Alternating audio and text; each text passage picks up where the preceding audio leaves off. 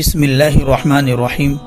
دوستو، جب تک آدمی کا بدن صحیح سلامت رہتا ہے تب تک وہ چست رہتا ہے اور ہر کام ٹھیک سے کرتا ہے، لیکن جیسے ہی انسان کا بدن کمزور ہوتا ہے یا بدن کے کسی عضو میں خرابی آ جاتی ہے تو آدمی پورا بے چین اور کمزور ہو جاتا ہے۔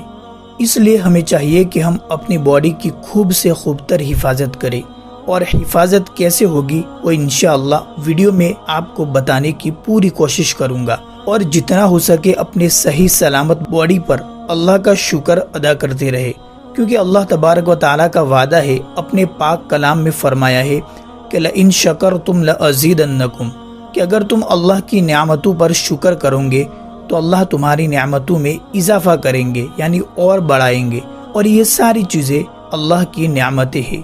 تو آئیے جانتے ہیں کہ اپنے بدن کے کس عضو کی حفاظت کیسے کریں۔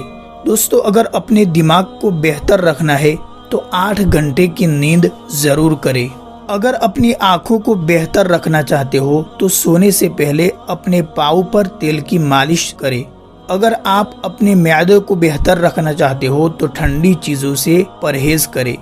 اگر آپ اپنے جگر کو بہترین رکھنا چاہتے ہو تو بازاری کھانا اور فاسٹ فوڈ بند کر دے۔ اگر آپ اپنے گردوں کو بہتر رکھنا چاہتے ہو تو سونے سے پہلے باتھ روم سے فارغ ہو لیا کرے۔ اگر آپ اپنے مثانے کو بہترین رکھنا چاہتے ہو تو کچا پیاز زیادہ استعمال کریں۔ اگر آپ اپنڈکس سے بچنا چاہتے ہیں تو لیموں کا استعمال کریں۔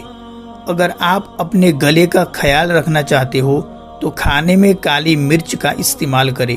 اگر آپ اپنے پھیپھڑوں کا خیال رکھنا چاہتے ہیں تو تمباکو نوشی بند کر دیں۔ اگر آپ اپنے ناک کا خیال رکھنا چاہتے ہو تو پودینہ کا استعمال کریں۔ اگر آپ اپنے دل کو تندرست اور ہیلدی رکھنا چاہتے ہو تو نمک اور چکنائی کا استعمال کم سے کم کریں۔ دوستو، یہ تھے اپنے باڈی کے پارٹس کی حفاظت کیسے کرے، کون سی چیز کھائے اور کون سی چیز سے بچے۔